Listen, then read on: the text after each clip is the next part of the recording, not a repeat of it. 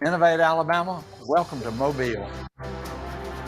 Encouraging entrepreneurship is an important pillar of our current and future economic success here in the port city.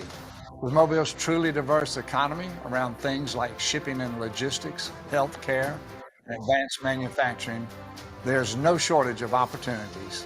That's why we have worked to build a strong, innovative ecosystem for supporting entrepreneurs and startups. We're excited that you're having a board meeting here today because our mission comes to creating a more robust, resilient economy to remain competitive in the 21st century. I hope you've had a productive meeting, and I look forward to seeing you this evening.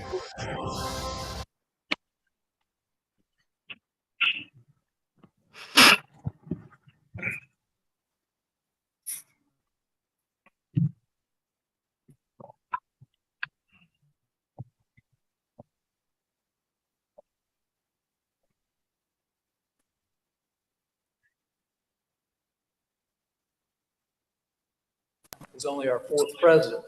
He served, as you know, as chief of staff to Governor Ivey. Before that, he represented Alabama's first district here in Congress, where he chaired the Ethics Committee. And many of you remember in 2012, when Airbus decided to come to Mobile in this area, then Congressman Bonner led the charge to bring them to this area. And that result has literally transformed our region. He's been president for USA for not quite 2 years. I know it's been a very interesting experience for him because he's up at the crack of dawn and up as late as I've ever been in my life doing the work of the university. For the first time in 6 years, as a result of his efforts, our freshman enrollment is actually up and has increased. And that's a result directly of his spirited, I would say, VIP tours of bringing students to campus.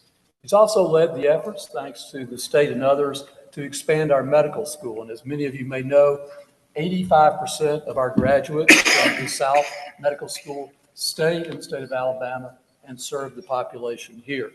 And just recently, he and the greater university community have welcomed another 350-bed hospital into our health system to serve the interest of the patients here in South Alabama. President Joe Bonner. Thank you, Dr. Chambers.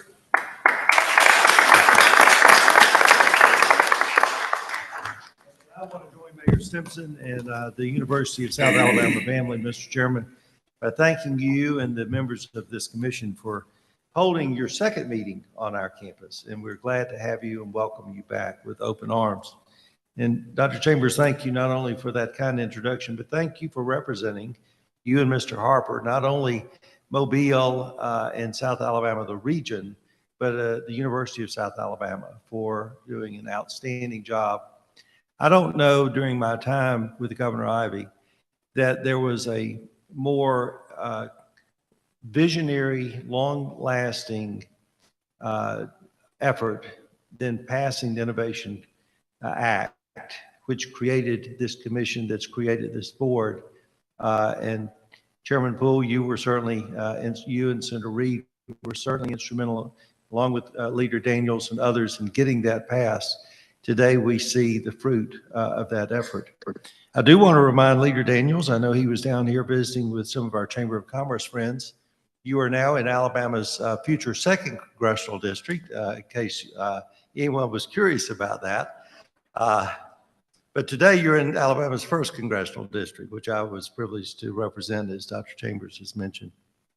You know, Innovate Alabama is more than just a title. It's more than just a catchphrase.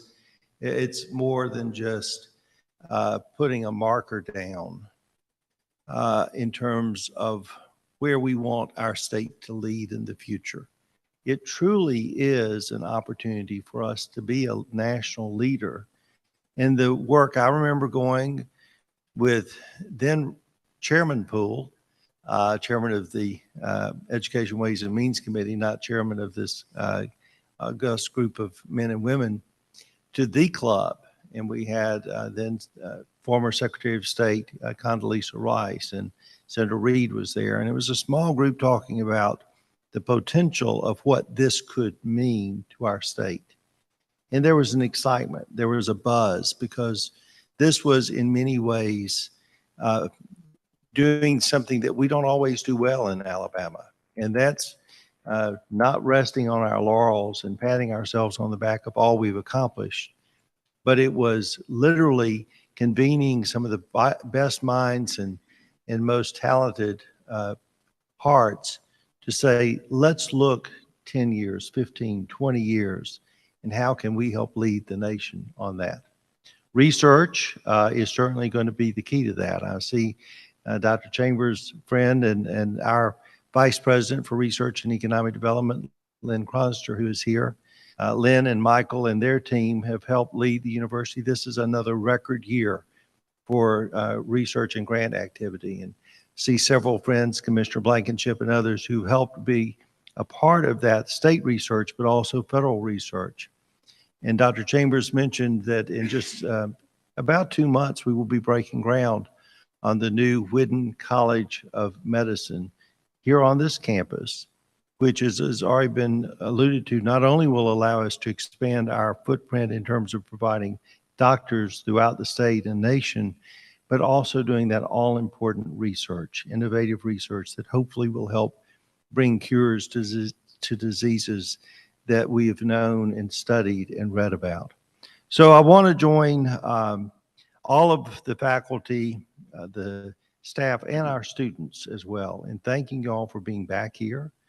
We are especially honored, the University of South Alabama is, to be an innovative university, and appreciate the $125,000 grant that allows our own Dr. John Rayner to establish the South Alabama Biotechnology Research Center. So I will be back later this afternoon for another visit, but please know that we not only are grateful that you're here today, but we are more grateful for what you are doing today to plant seeds for a brighter future for our state, nation, and the world. Thank you very much.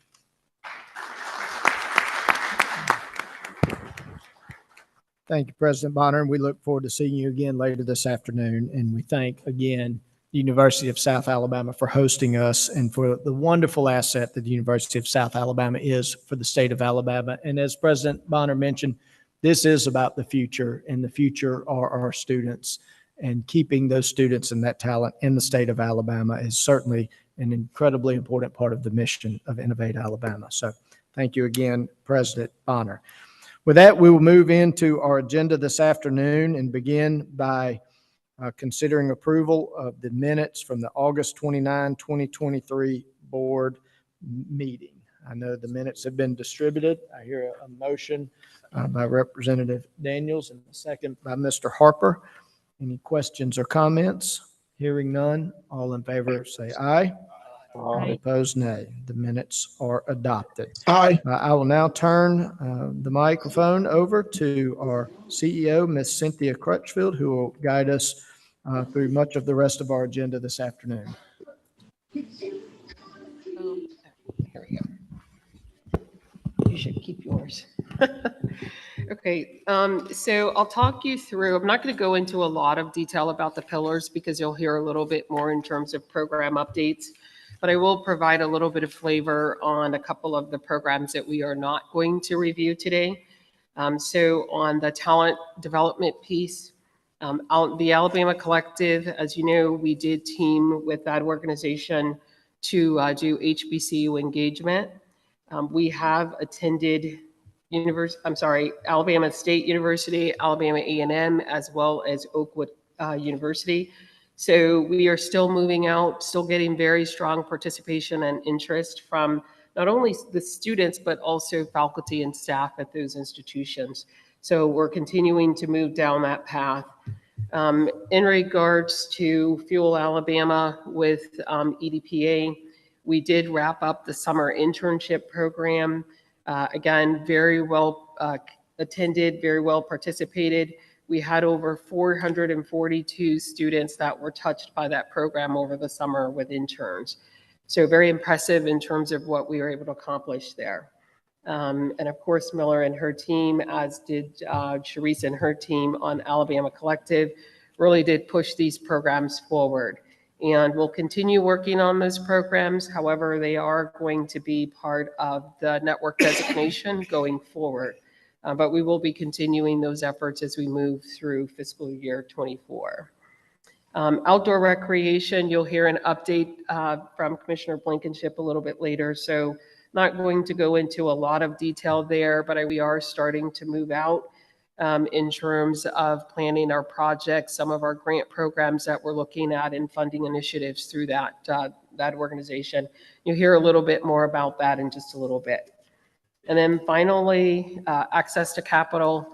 Definitely, you'll hear a little bit more about the networks designation program. I think that's the highlight and where we've spent most of our time over the last couple of months. Very, very good participation in that program where we're funding universities, nonprofits, and communities across the state of Alabama. You'll hear a little bit more about those stats, and then we've got a couple of things that we'll do today in regards to just shoring that program up so that we can do even more within FY24. So closing the year strong, I think starting the year even stronger, lots to be done. And I think you'll appreciate the updates that you're going to hear today. So first up, we will have, we'll go through the access to capital. And Representative Garrett, are you on the line? Yes, I'm here. Can you hear me? Yes, there you are. For SSBCI, if you would go ahead and give us that introduction. Thank you very much, Mrs. Crutchfield. Mr. Chairman, would like to provide a brief update of the status of the SSBCI. We're moving forward with the preparations for our first transactions in February of 2024. The team will begin monthly meetings this month with the U.S. Department of Treasury to ensure the readiness for February. As you can imagine, our ecosystem participants are eagerly waiting for the fund distribution, but it's very important that we establish the appropriate infrastructure and processes to ensure successful implementation of this program over the long haul. As a reminder, the program is designed to provide gap funding for business owners across the state. The plan is to begin accepting applications prior to February so we can hit the ground running.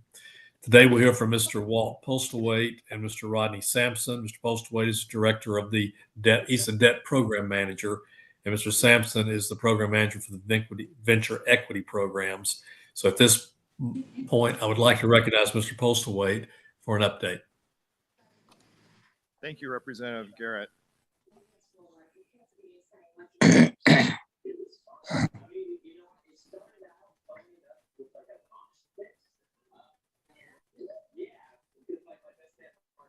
Excellent. Good afternoon, board and guests. I am Walt Postlewaite. I'm the program manager for the debt program. We're very excited. We are seeing a lot of need, and we're measuring success at this point with the pipeline that we're generating. We did host a stakeholder meeting at the end of September. We had about 45 people attend that session, primarily lenders, but we also had some CDFIs in the room, along with some business owners as well. Right now, we have a pipeline of nearly $69 million of projects that we have identified. There is some of those projects will fall out of our pipeline just with timing. There's projects that need their capital prior to our delivery. But what this indicates to us and the team is that there is definitely a need for this credit enhancement product in the banking and lending fields today. And when we look forward to 2024, with the economic uncertainty that right now we've been facing, I think that demand is only going to grow. So these are good signs. Talking with colleagues in other states, some states are doing very well. They're already deploying capital. There are some states that have launched their programs, and they have not seen the level of success of some other states in what we anticipate our success will be. And I would note that through these conversations, the common denominator with successful states is the relationship with the lenders. Those states, those agencies, the ecosphere that has the strong relationship with lenders are doing very well. And I see Alabama, especially with the success that we all had with the SSBCI version 1.0 guarantee program, that really has set this up for a good launch when we deploy in 2024. I would note, out of this almost 69 million in pipeline, we have a number of referral sources. Lenders are currently leading the way in these referrals. The SBDC has also been active, but also we are actively engaged with a number of businesses directly through Innovate Alabama and also the EDPA as well. And I would note that when we look at what type of industries this is covering, it really is a broad spectrum. We're seeing lodging, we're seeing ag, we're seeing medical, we're seeing manufacturing. Some of it, you might say are kind of boring businesses, but these really are the bedrocks of small business in Alabama. And we're also seeing some very innovative businesses. Later this week, actually tomorrow, we're talking to two innovative companies. One is actually taking a ag waste product and doing a process to make it a value add high nutrient fertilizer. And then there's a medical device company with new technology that we're talking to as well. So the pipeline is strong. And as Representative Garrett mentioned, the focus right now is on the infrastructure. We intend to hit the ground running when we get to 2024, and we intend to deploy rapidly. We have every desire and intent to set the high watermark on how quickly a state pulls down the second tranche. To do that, we have to deploy 80% of our first tranche, and we're going to do that. We're going to do it quickly, and what we are seeing with the infrastructure that has to be in place, you can see we've broken up the process really into three kind of categories right now. We've got the drafting phase. We got to put these pieces together. We need to have legal review to make sure that everything fits properly. And then we also have some platform and processes that we have to have in place. As you can see, we're doing quite well, I think, in the drafting phase. And I would actually note the last row on the left there is actually no longer 0%. We actually now have transaction documents as of yesterday. I was reviewing them. So now we are actively in legal review, and then moving into November, December, we'll be working on the platforms and the rest of the processes. So we are active, we're excited, and I would note that out of that almost 69 million pipeline, I believe it is 78% is that's SETI or VSB, which is the social and economically disadvantaged individuals, or very small businesses, which are businesses with 10 or fewer employees. If you recall, we do have a fairly high benchmark that 56.5% of our dollars deployed must reach SETI-owned businesses. And right now, we're well north of that. So we're excited. I hope if all you take from my briefing is that we're excited and the pieces are coming together and we're anxious to get rolling. May I answer any questions?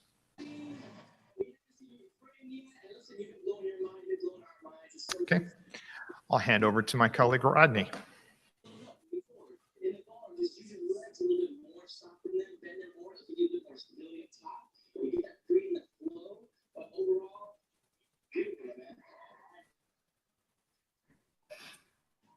Afternoon, President Crutchfield, Chairman Poole, board, and guests. My name is Rodney Sampson. I have the privilege, honor of serving as the Venture Equity Capital Program Manager for the SSBCI 2.0 Fund of Funds and Direct Investment Platform. All right, so I want to talk a little bit briefly about our ecosystem approach to deal flow, particularly SETI deal flow. This is a economic development pyramid I developed in collaboration with the Federal Reserve Bank of Kansas City, at the request of the Federal Reserve Board. And the phase we are in now is at the early exposure phase of the programming. Venture capital is a very, very exciting asset class. Everybody wants to be on Shark Tank or know somebody that's on Shark Tank. But when you talk about the devil is in the details, they really are. And so we believe that early exposure actually takes place in places like colleges and universities, where there's an early interest in building high growth companies, understanding what venture capital is, how the startup ecosystem works. And then that spills over into ecosystems that are already incubating, or what we call pre-accelerating startups, helping them go from the idea stage to the product stage as well. One of the things to understand about venture capital and the lens of a venture capitalist is entrepreneurship is not like Little League. Everybody doesn't get a trophy at the end. And so a lot of interest there. But it's incredibly important. So we've been spending a lot of time just talking to people about what venture capital is, how it's different from debt, and what type of company you have to be building to really attract venture capital. On the process side of things, this is the fund-to-fund RFP requirements that we're working on. And so our program is divided into two parts. There's a fund of funds, and I'll explain what that means. A fund of funds is basically a capital allocator or an investor in other venture funds. And then those venture funds invest directly into companies. And so $9 million of our $25 million are allocated to fund of funds, and the remaining $16 million will be direct investments or co-investments. And so you can see we've tried to make our RFP requirements what we call fund friendly. The RFP won't, have too much government bureaucracy, won't be 100 pages long, won't get disqualified because you don't sign in blue, that type of stuff. But we'll have a cover letter. They'll give us access to their data room where we can look at their financials, their deal flow, a presentation. The limited partner agreement is basically the agreement between the investor and the fund. And alongside of that, we'll be working with our legal counsel to develop a side letter, which will allow us to be compliant with Treasury, but also give us a strong position at Innovate Alabama as well. They're also going to have to demonstrate their ability to invest this capital in the state of Alabama. And that's an incredibly important part of the program. A little bit about the diligence framework on the direct investment side. So all of the founders that are listening or in the room or maybe listening, this is a little bit of what we'll be looking at as we look to make direct investments. We'll look at the team, we'll look at the problem, we'll look at their solution to the problem, how the solution works, business model. Remember, entrepreneurship is not a hobby, it has to make money. Traction, the differentiation, the market. And you'll see over here highlighted, which is a very, very key component of this program, is the capital match. Does the prospective portfolio company have the one-to-one match? All of the other boxes could be checked, great company. And if they don't have that match, we're gonna have to figure out something creative for them outside of this respective program. But just keep that in mind, that one-to-one match is gonna be incredibly important for every transaction that we look at on the direct investment side and even on the fund-to-fund side as well. Venture funds are gonna have to demonstrate their ability to raise $1 of private capital for $1 of public capital. A little bit about the archetypes of deal flow that we're seeing. So we have been talking to local venture funds and out-of-state venture funds as well. This is an incredible opportunity to provide catalytic investment to funds that are local to the state of Alabama or launching in the state of Alabama.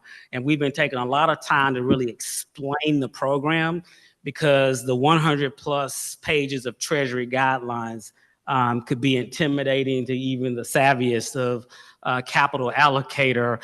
And basically, we've been working to really, really simplify it down to if you do this, this, this, and this, you qualify for the program. And after a few of those calls, we've gotten some positive feedback. It's also an opportunity to attract capital to the state. 75% of venture capital goes to 3 states, California, Massachusetts, and New York, and really 3 cities, Boston, New York City, and San Francisco. About $200 million last year venture capital was recorded in the state, compared to about $280 billion. So if someone wants to come to the state and invest their money in deals in the state alongside other investors, I believe that's a welcome thing. On the direct investment section, we're seeing some very interesting SaaS companies, software as a service. These are enterprise companies. They sell to businesses. And so that's a type of business that usually produces recurring revenue. Venture funds typically invest in high growth companies. Those high growth companies usually have a product rather than a service, and those products are sold on a monthly recurring or annual recurring basis. We're seeing some new energy and climate tech as well. That's a very, very popular and hot sector right now, just nationwide, and even some of the deal flow locally. And then, of course, advanced manufacturing as well. So with that, I'll conclude my presentation and open up the floor for any comment or questions. Thank you for listening. How much money have you deployed? So far? Yeah. No money to date, sir. What's the timeline you have? February. And I think Ms. Somerville asked a question similar to this at the last meeting. Will you be kind of giving us the metrics that you decide on how you define success? Absolutely. So every one of the companies that we invest in, there would be an accompanying deal memo. And this simple memo is something that also the investor can share with other investors as well. Now, post-investment, we'll be tracking on a quarterly basis very, very simple metrics like jobs created or retained, more capital invested. This is an important one because the overarching goal of the program is for every $1 of public capital that's invested, Treasury would like to see $10 over the life of the program. And so recording whether or not that fund, that company has gone on to raise more capital is going to be important. And then, of course, revenue in the long term is going to be a huge indicator because that's also an indicator back for tax as well. So those are going to be the main 3 metrics that we will measure for, and that's required quarterly for the portfolio companies. The venture funds have to report how many deals they've invested in, how many of them qualify as socially and economically disadvantaged individual companies as well, and how much capital they deploy in a quarterly and annual basis. I saw a reference to out of state. Have you decided on kind of a percentage of funds that would be the maximum amount that would leave the state versus staying here? That's a great question. So one, even if it's an out of state fund, they're gonna have to somehow set up shop here. Those dollars will be invested in the state of Alabama.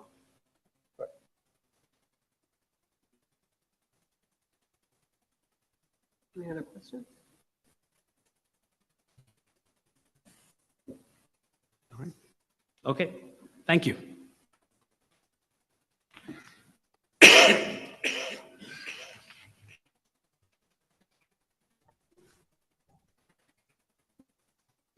Mr. Chairman, I believe that concludes our program. I turn the floor back over to you. Question? No, I think that was Representative Garrett saying that this concludes presentation. Okay. Yeah. I don't know what happened to that. We're having technical difficulties.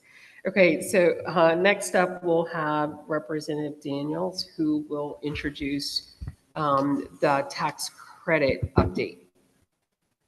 Thank you, Madam Executive Director. I'm enthusiastic about the tremendous progress that we've made up until this point with the Innovate Alabama Tax Credit Program.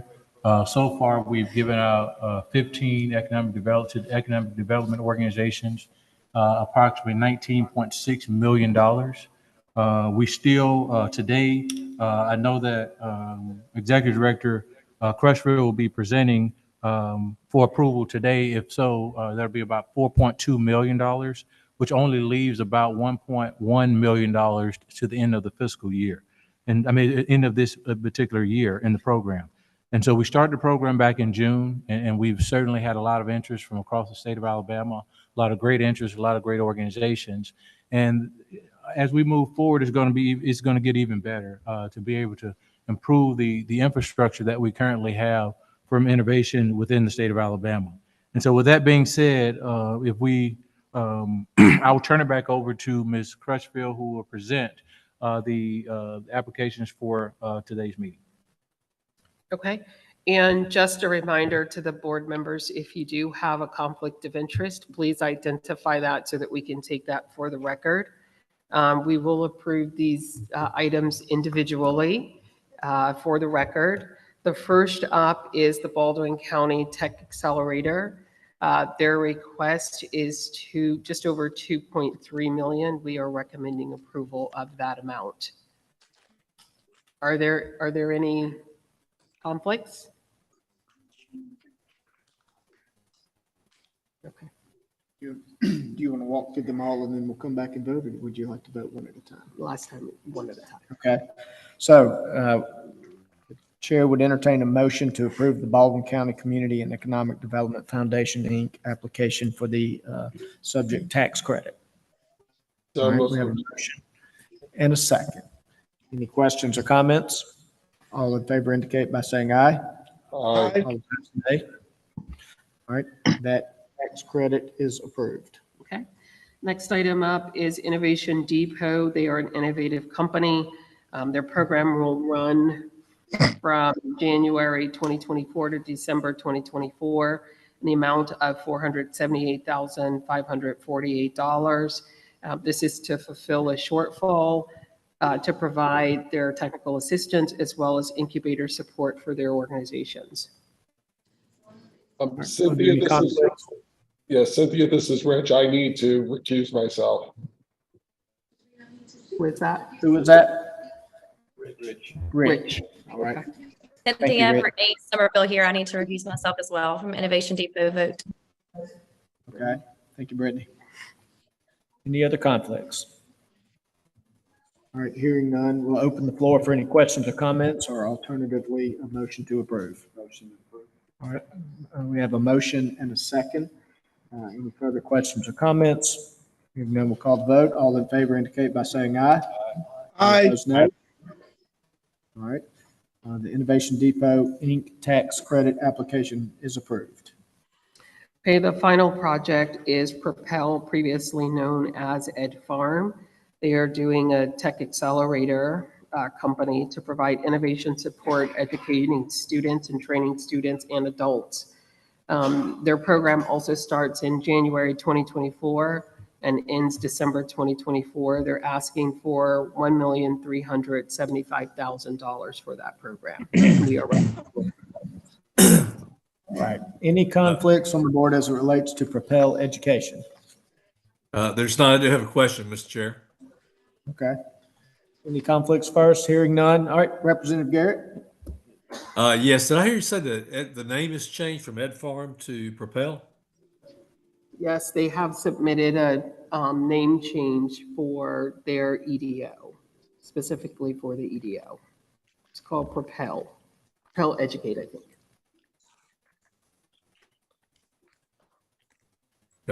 That's not a name change for the entity itself, but for the EDO that's involved. I think they're changing the entire entity. Okay, Yes. all right. Yeah, thank And you. they did officially submit that change. All right. Any other questions or comments? All right, hear none, we'll entertain a motion to approve. Have a So motion, moved. and we have a second. All in favor indicate by saying aye. All opposed? Aye. All right, thank you. The Propel Education Tax Credit is approved.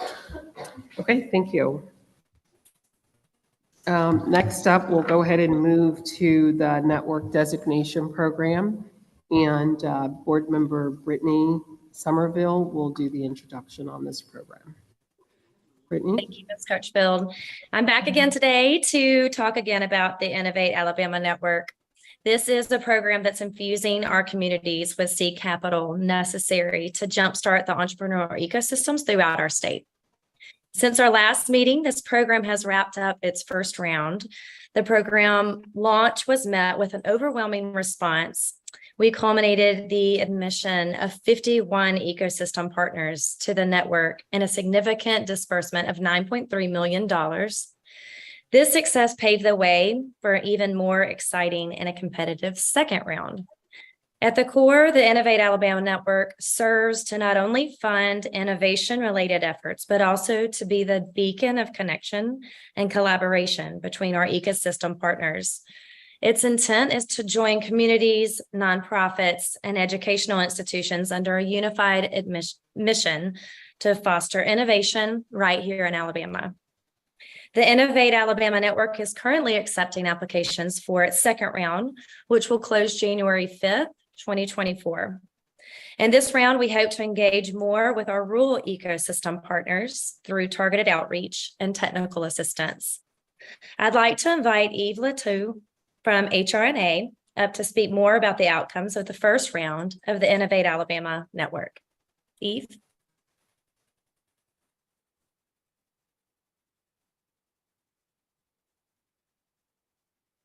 Thank you so much, Brittany, and thank you all for allowing me to speak. I'm really excited to announce this first round.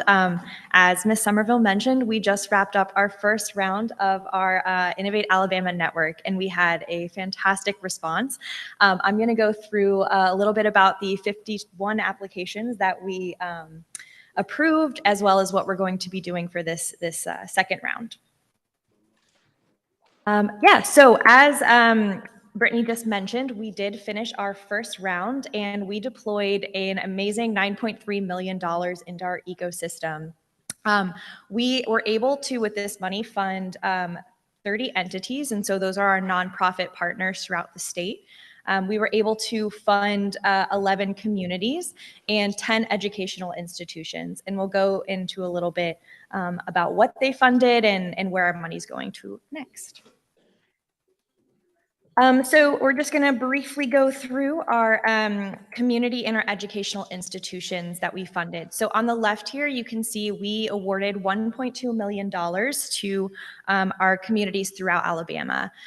You can see that this is broken down by our cities, counties, and our towns. Overwhelmingly, most of the funding was distributed to our city partners specifically. We had a lot of folks around Mobile, some of the hubs, Huntsville, Auburn, things like that. But we also did have a few rural communities apply and were awarded a designation as well. And in our next iteration, we really hope to encourage some more of our rural and local towns to partner with us as well. On the right here, you can see our breakdown of the educational institution funding. We gave $1.6 million out to eligible partners. This was broken down, as you can see, we had about a little over half of our funding, half of that $1.6 million went out to four-year publicly predominantly white universities and institutions, but notably we had a little less than half of the funding go to HBCUs, both 2- and 4-year institutions. And notably, something that we found exciting is that we did have two-year universities apply. We hope to encourage more of those institutions to participate in the future, but it was exciting to see that they did participate in this first round. And I just want to give a little bit of some summary of the topics that our nonprofit partners are engaging with. So the majority of our money, $6.5 million, went to our 30 entities, nonprofit entities throughout the state. A big majority, unsurprisingly, of that funding went to organizations that champion entrepreneurship without the state or throughout the state. Below that, we had folks and organizations who are partnering to enhance educational programs throughout the state. We also, slightly below that, we had our local economic development partners. However, more specifically, we had some folks and organizations funding some of our ecosystem partners that are less directly related to entrepreneurship. So we had a good amount of funding going to outdoor recreation as well as social service. And something we're really excited about is funding organizations that are aligned with our mission and our pillars, but help to create a state that is more conducive to attracting and retaining talent. So even though some of these organizations you may not understand or may not see the direct connection to entrepreneurship, they do create an ecosystem that attracts and retains workers. And so that's something we're really excited to be funding through this program.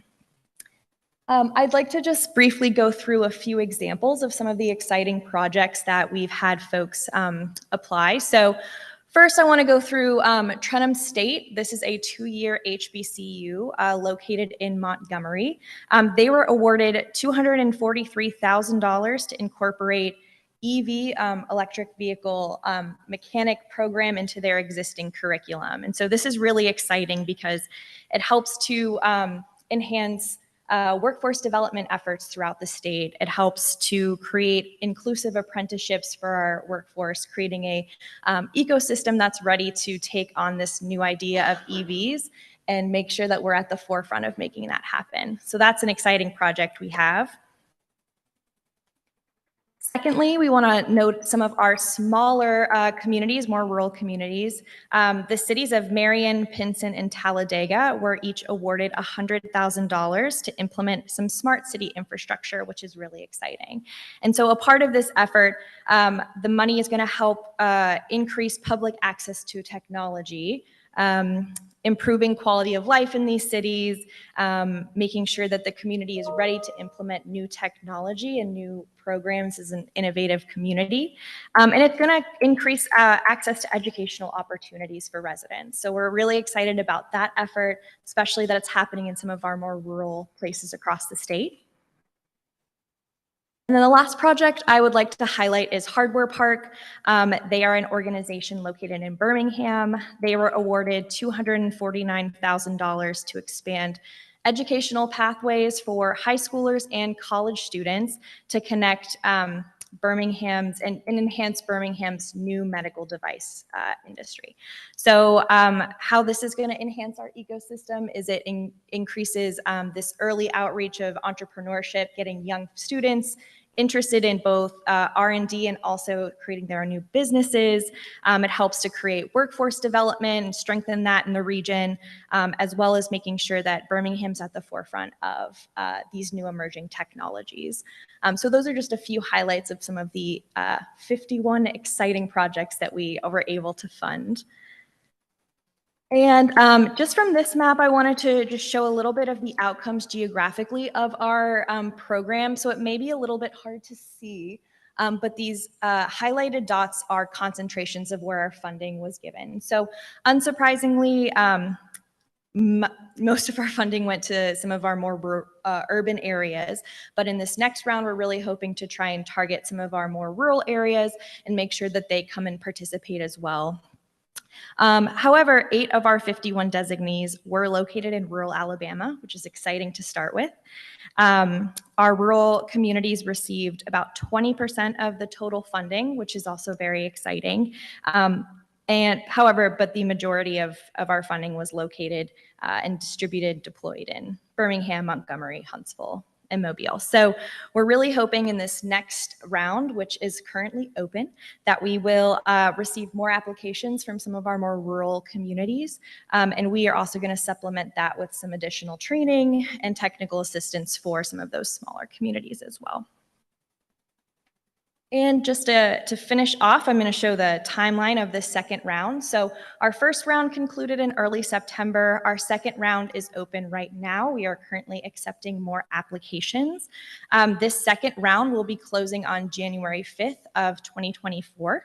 And we hope to have designees and funding announcements in the couple of months following that. But however, between now and when this round closes, we do have 3 rounds of office hours for folks to come and ask their questions about their program. We also have some webinars scheduled as well. So that information is on the website, and we are excited to receive our second round and keep deploying this capital throughout the state. So I will answer any questions that anyone may have. Any questions? Great, thank you. And I'm gonna give it back to Brittany, I believe. Thank you, Eve. Thank you, Eve. Mr. Chairman, I'd like to request approval of the following resolutions. One for CEO expenditures of fund, and also the realignment of funds for $2 million.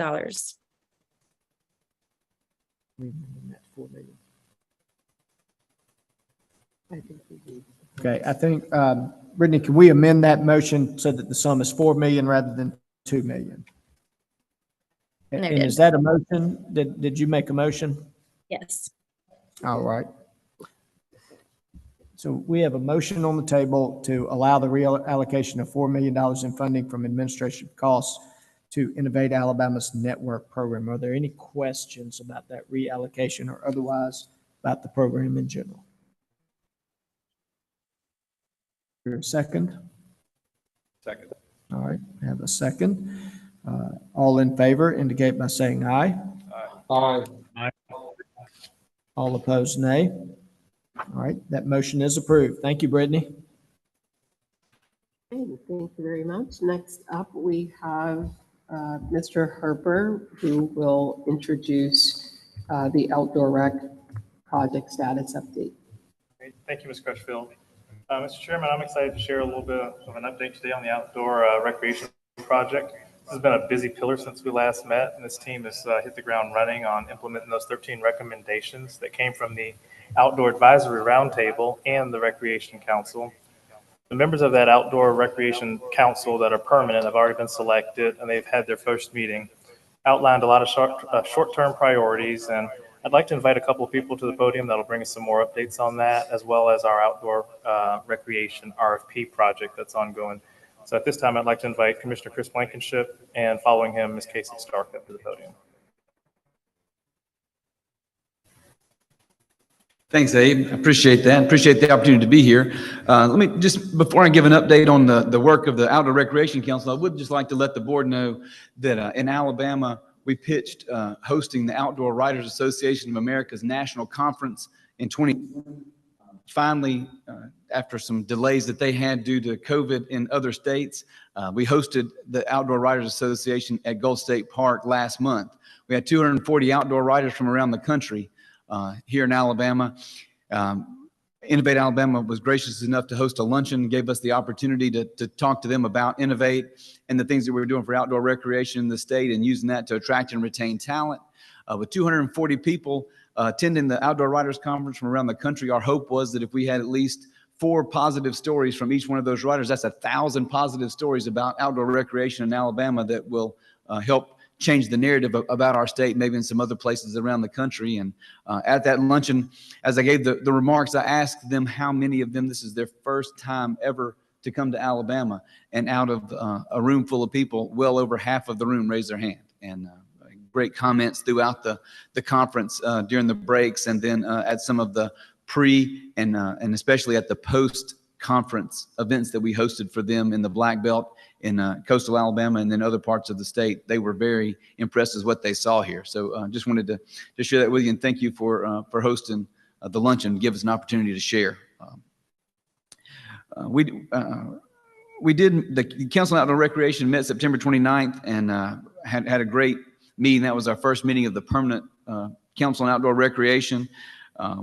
We talked about several things, implementing those short-term strategies, but one of those was a recommendation on the supplemental fund, the budget funds that were came to Innovate for outdoor recreation, and some of those projects that were followed up on that came from the discussions first from the Outdoor Recreation Advisory Roundtable that we put together. Some of those kind of low-hanging fruit are things that we can do that would be very positive for Alabama that we're really ready to go. We're some funding, about $1.5 million for the Pinhoti Trail. I have one of the recommendations from the group was to use resources or work that had already been done and build on that. This is the Pinhoti Trail master plan that had been done several years ago, looking at what we can do on that trail, which is the preeminent, mostly the best known trail in Alabama, connects to the Appalachian Trail, what we can do for the return investment for that $1.5 million to try and get that trail to the National Park Service recreational trail designation, which I think will be big for us. Appreciate the council recommending that. About $2.25 million between Oak Mountain State Park and Coldwater Mountain mountain biking trails so that we can get those IMBA Silver or IMBA Gold certified. Those are two that came out of our discussions over the last year as some things that really could move the needle for us. A $3 to $5 million grant program and then host an outdoor recreation summit next year. And then $750,000 for to be used in Forever Wild field trial area where we host dog trials. We have horseback riding. It is really a cornerstone for the black belt in the area of Alabama, and we're going to match that funds with either Forever Wild stewardship dollars or departmental funds of $1 million to do the work there to really make that a first-class facility kind of in the black belt in West Alabama as a way to really accentuate the outdoor recreational opportunities through the black belt, whether that's bird watching, the field trials, the horseback riding, and then other recreational trails there. And then one thing I wanted to talk briefly about here at the end that I'm most proud of is that boating access has been a huge initiative of mine and the governor's and others in the state. We live in a state with the more waterways than anywhere else in the country, and being able to get people on those waterways is great. So able to use some funding from that supplemental appropriation, hopefully around $8 million that, and match that with some one-time federal funds we have access to through the department to do about $32 million worth of boating access work around the state over the next 3 years. Most of that work will take place in 24 and early 25, but to be able to take that money and triple it to $32 million in a one-time opportunity. I'm very, very proud of that. And I look forward to having projects from one end of the state to the other to get people on the waters in the Tennessee River, on the lakes throughout the state, on the coastal areas, and in the Wiregrass and all through the Black Belt. It's a very comprehensive plan that we put together, and I look forward to sharing any details with that if anybody would like offline or any time. So any questions from the board? I'd like to ask, just to clarify, you're saying that we can take 8 million and we're turning it into 32. Yes, sir. I think that deserves to be amplified. That's amazing. Thank you. Thank you. I appreciate our staff really looking outside, working outside the box and finding opportunities for us to be able to do that with some one-time money and do good work. Just want to thank you again for your continued efforts as it relates to the Outdoor Recreation Council and the work that we're all working on in your department, on this board, in this body, and beyond on outdoor recreation in Alabama. Your passion and dedication has been consistent, and just thank you again for all of your efforts. Thank you. Thank you for the opportunity to work with you. Thank you.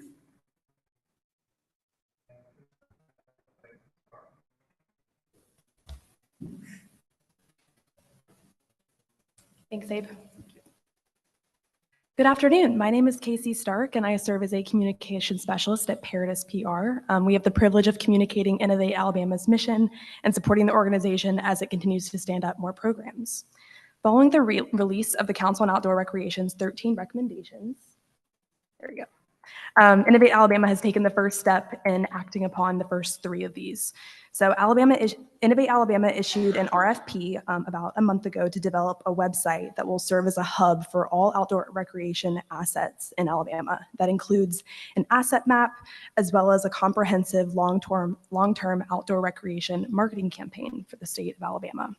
So in total, Innovate Alabama has invited more than 70 Alabama agencies of small and large scale to submit a response to Innovate Alabama's RFP for an outdoor recreation website and marketing campaign.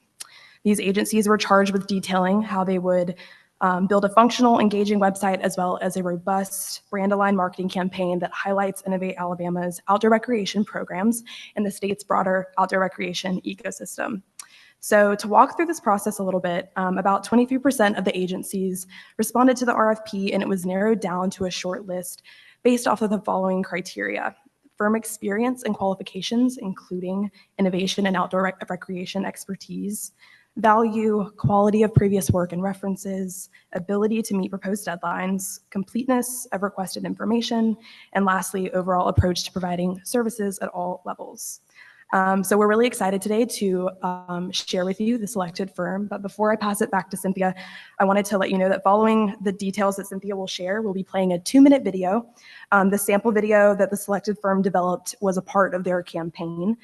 For those attending virtually, we'll be muting the video, but we will be sending the video link to board members following the board meeting. Okay. Yes, please. So first, thanks to the team for taking the time to make sure that we had integrity in the process and making sure that our evaluation was fair, and I think exited with an organization that will certainly help realize our vision of outdoor rec, whether it's looking at the website or the asset map itself. So the winner of that competition was Big Communications, and what we're going to play, what Casey alluded to, is basically their visual, I'm going to say, of their plan for this particular project.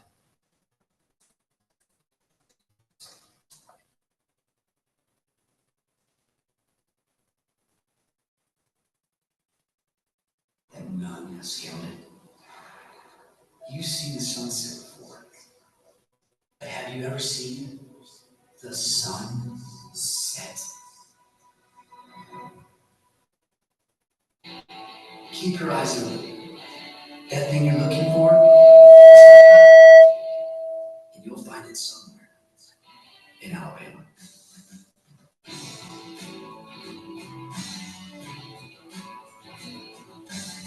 I love turning chairs. I love turning tables. I try to find the key. 50 million fables, they call me the seeker.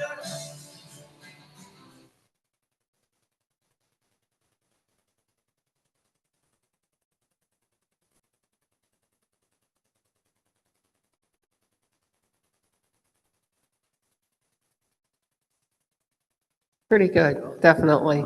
And remember, all of those things, we talk about the diversity of our system here in the state of Alabama, and I think that that sizzle reel basically captures that.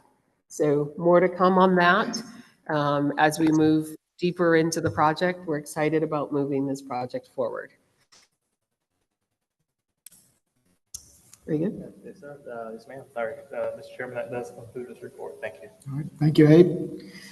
Okay, next up we have Mr. Rich Beelan, who will go over some of our strategic initiatives that we're looking at in terms of being able to build on additional federal pools of funding for the state of Alabama. Thank you, Cynthia. Mr. Chairman, as you know, there are numerous opportunities to enhance our state's ecosystem, building capacity to support our innovators and entrepreneurs. We'd like to undertake an initiative to identify federally funded programs that align to Innovate Alabama's initiatives. A couple of examples include the CHIPS and Science Act provides $52.7 billion to boost semiconductor research, development, and production, and to create technology hubs across the country to focus on chip design and manufacturing, among other things. As you may be aware, several organizations across the state submitted proposals seeking the opportunity to become a technology hub. The Distressed Area Recompete pilot program plans to invest $200 million in persistently distressed communities to create and connect people with good jobs. These are only two examples, and what we'd like to do is explore some additional opportunities that can benefit our state system. In your packet, you have an agreement with a consulting firm, Hobart, Holloway, and Quail Ventures. And what I would do is request a vote to proceed with this initiative.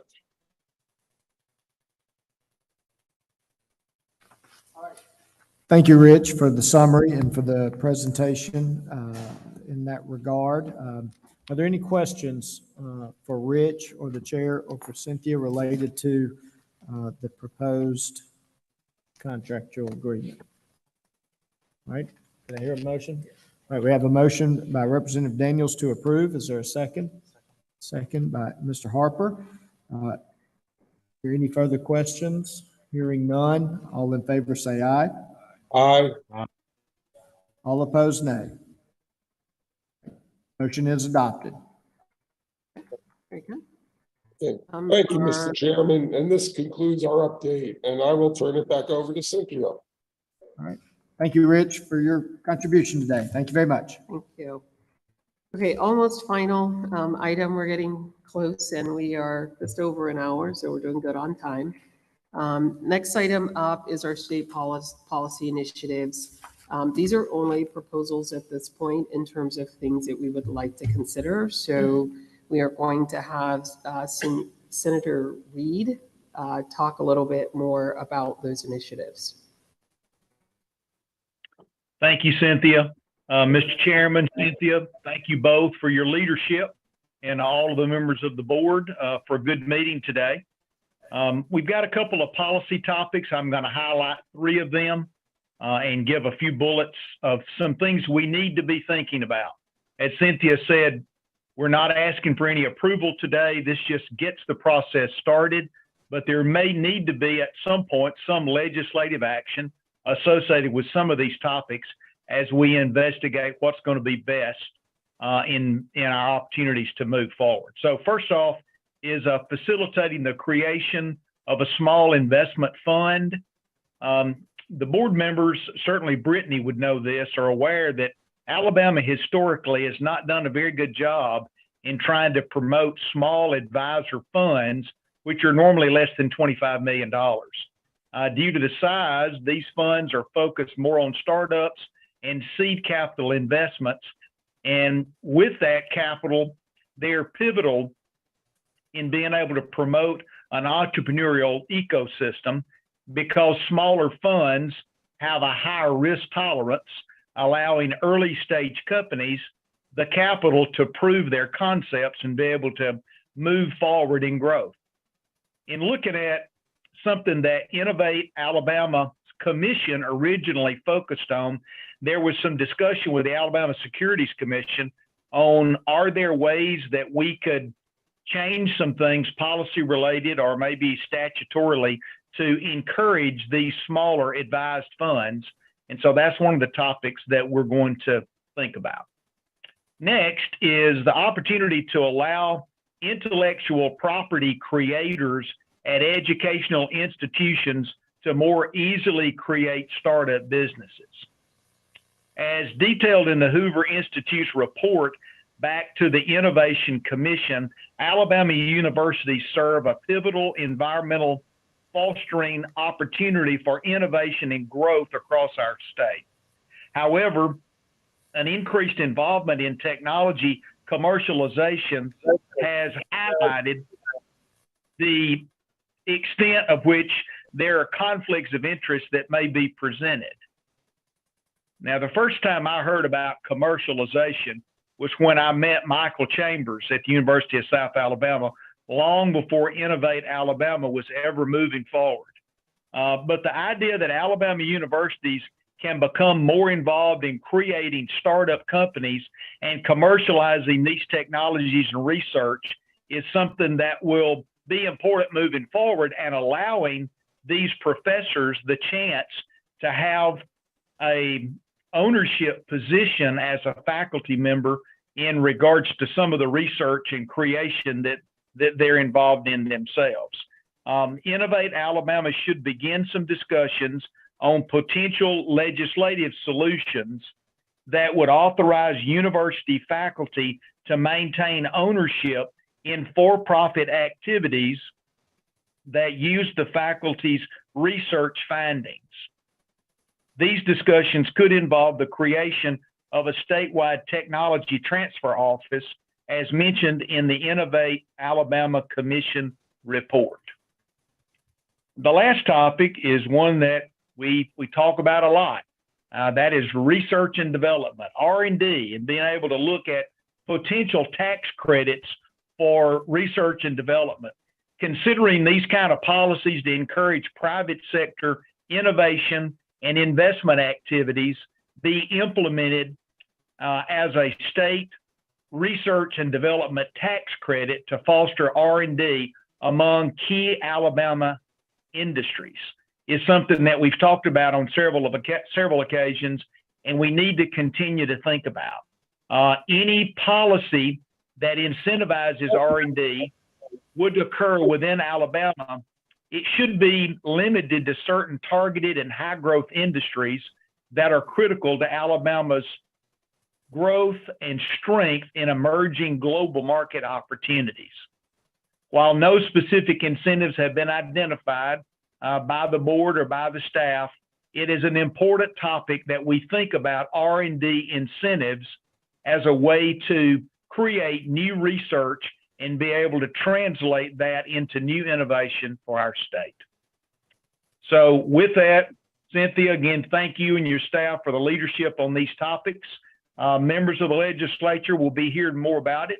And as we continue to think about this as Innovate Alabama's board, we want to have these three items as a continued focus moving forward. So with that, I'll turn it back to you, Cynthia. Thank you. All right. Thank you, Senator Reed, for that report, as always, and certainly look forward to continuing those conversations as we anticipate the legislative session ahead and the policy recommendations to be advanced by Innovate Alabama. Are there any questions or comments regarding the policy recommendations as set out by Senator Reed? All right. Thank you again, Senator Reed. I'm going to turn it back over to Cynthia Crutchfield to discuss our budget status. Okay. So don't have a lot on budget. It's really early in the fiscal year. I will say that we closed fairly strong.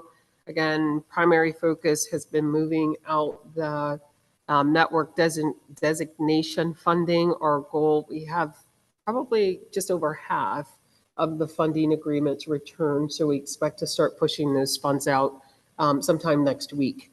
We'd like to do them all at the same time, but we don't want to keep organizations waiting. So we're going to go with what we have, and then we'll finish up the remaining half. So in total, again, as Eve said, just over $9 million is what we'll be pushing out. And remember, that's a portion of fiscal 23 budget and also fiscal 24. And then that should give us around $3 million remaining, which will combine with the additional amount that was approved today. And I think that gives us a pretty solid budget to help additional organizations within the state. And then finally, we're hoping for more participation from community colleges and universities, as well as the community designation. Those would be our primary areas of focus this time, making sure that we do direct outreach to rural spaces. And that's all I have. Thank you, Cynthia. Any questions related to the budget report that was provided by this afternoon? All right. Hearing none, we'll move to the good of the order. Want to note for the audience and for board members that our next board meeting is on December 14th. That meeting will be in Birmingham, and I would really urge all board members to try to attend that in person if possible. We are expecting very robust meeting that afternoon. I think we're anticipating inviting all of the original members of the Innovation Commission for a briefing in that morning.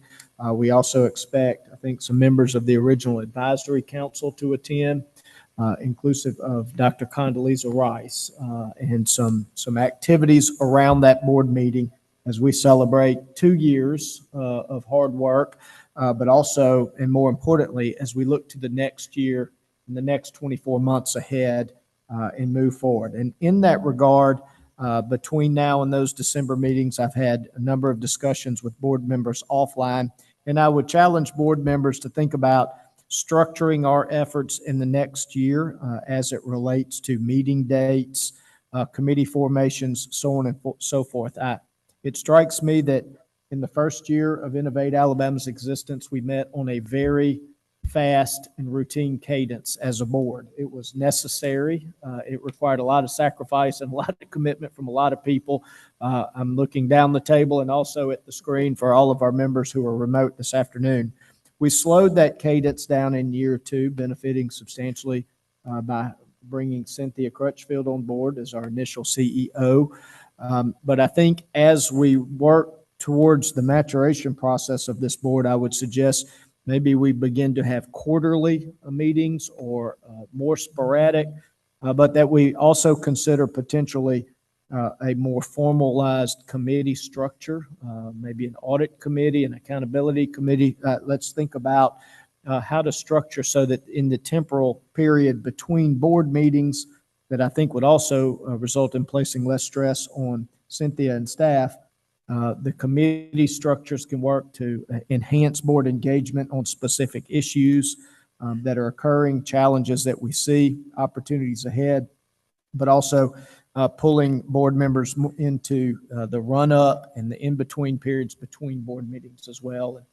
So I would ask board members for your consideration and your input regarding how to best and most effectively structure those future meetings and the cadence and the activities between those meetings. And certainly, I think, that cadence also anticipates staffing up the organization as we continue to stand up programming. I think we know that's going to be a necessary component of the activities ahead. Certainly hope everybody remains engaged in those efforts as well. So with that, I would open the floor for any final questions, comments, or thoughts for the good of the order.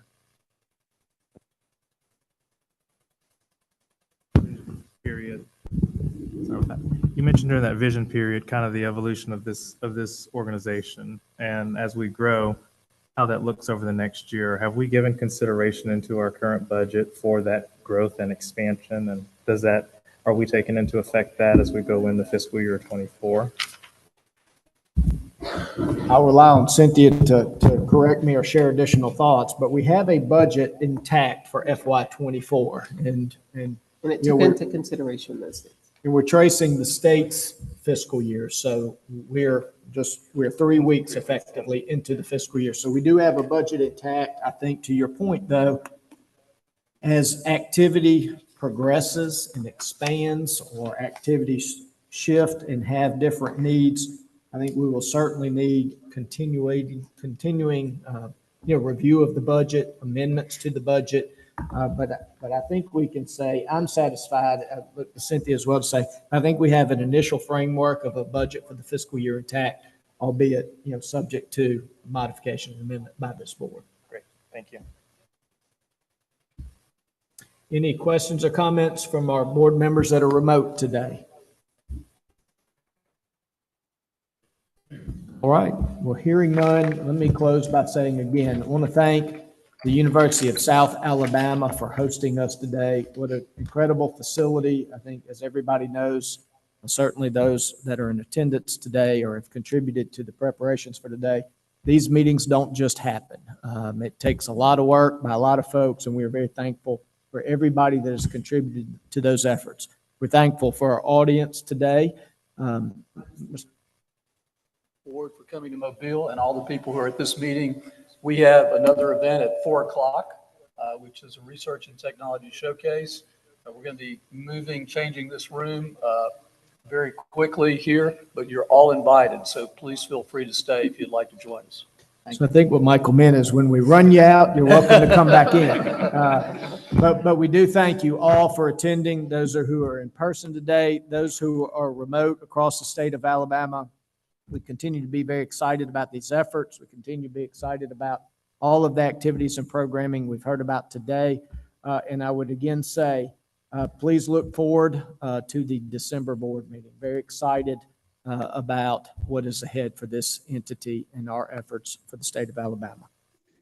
Thank you all. We are adjourned.